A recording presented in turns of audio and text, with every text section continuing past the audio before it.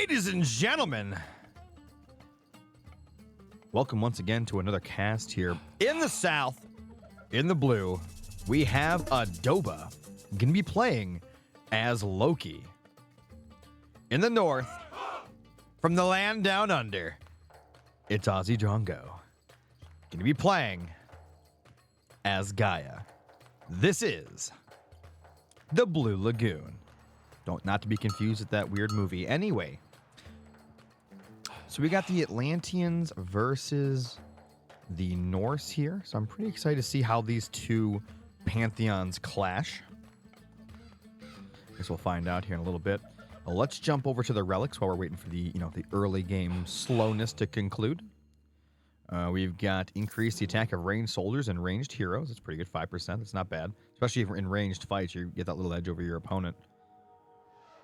Increase the pierce armor of human soldiers. That's pretty good, 5% as well.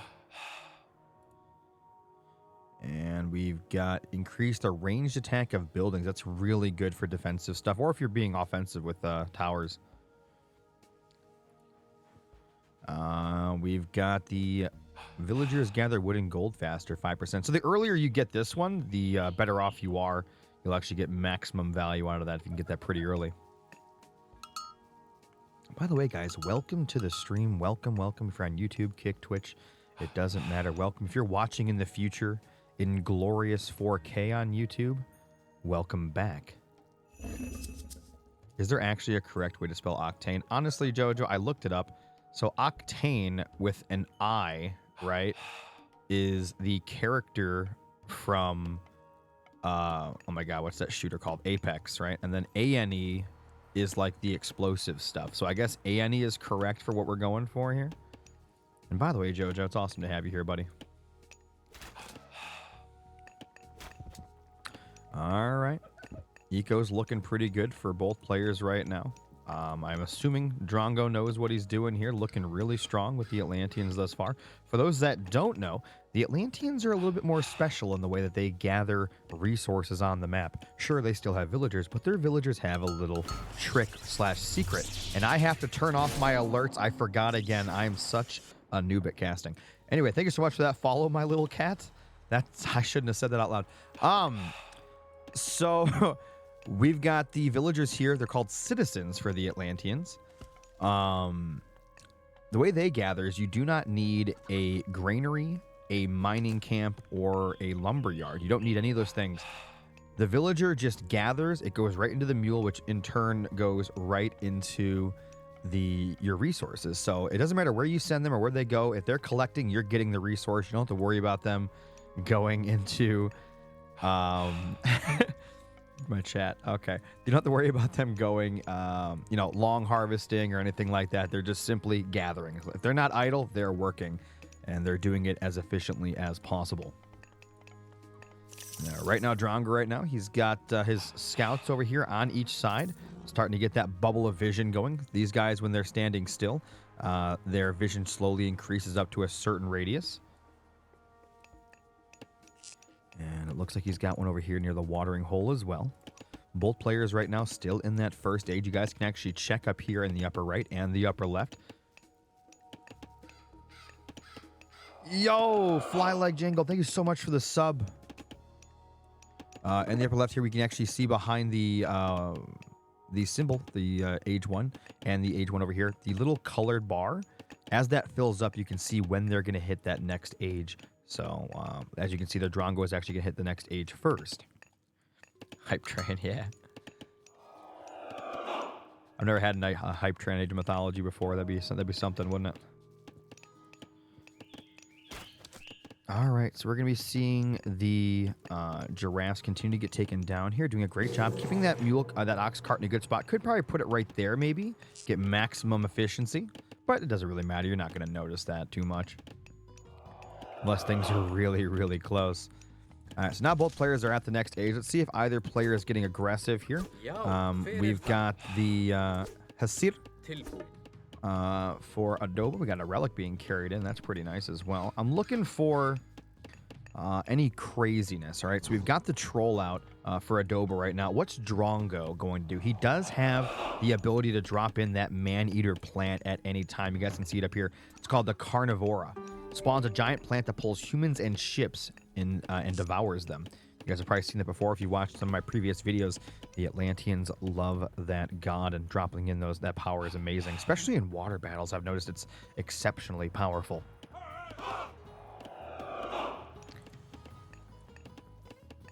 More scouts coming out. We got a house down over here for Adoba. That's just a cute little way to scout as well. And it looks like his mythic unit is going to be the Caldria.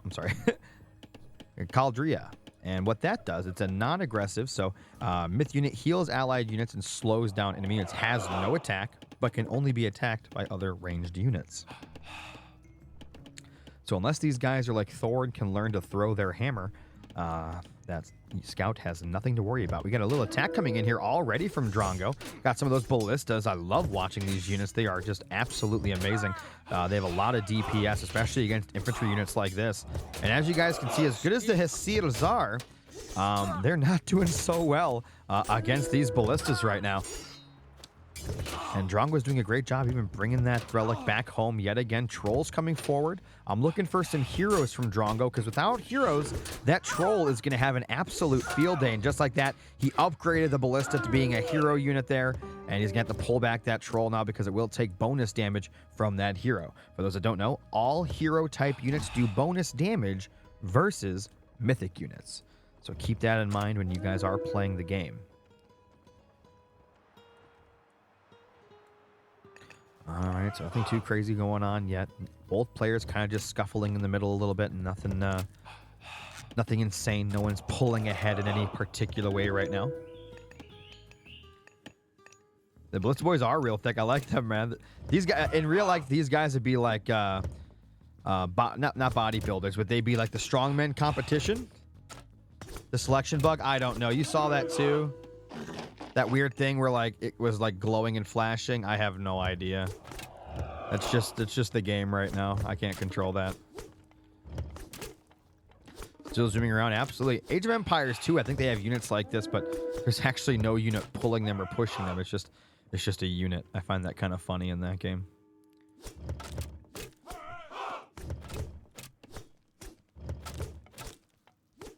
All right, let's try to practice pronouncing this unit, right? Let's see. Catapeltes? Catapeltes. That's got to be right? It's got to be close. All right, attack coming in here now from Adoba. Going to be pushing right into Drongo. And Drongo's going to be starting to back up here. Very nice of him. Going to be dropping back, pulling back, and shooting at the same time. Great micro there. That man-eating plant, though, going to be getting in some great damage right now. Adoba, honestly, probably shouldn't be fighting that. And one of his units get immediately devoured. Pushing back forward here, using that plant as a nice platform to start shooting from. Forcing Adoba back right now. And so far, we're in a little bit of a stalemate here. Nobody winning, nobody losing. Drongo very far ahead in score, though. 38 vill count to 31. However, that can be skewed a little bit. Remember, these villagers do count up, I think, 2 population instead of 1.